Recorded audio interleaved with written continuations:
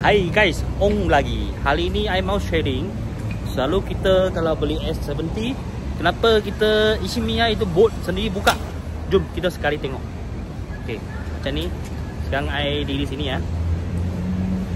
Boot tak buka mah. Okey, dia sendiri buka. Nampak?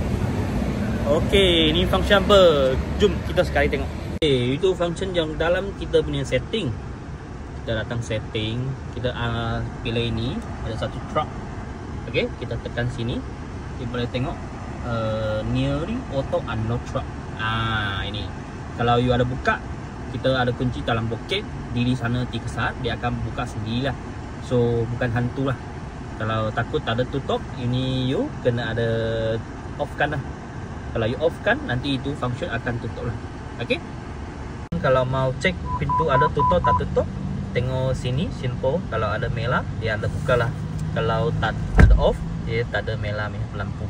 Okey, hari ini punya sharing sampai sini. Kalau suka I punya video, share, like and comment. Bye bye.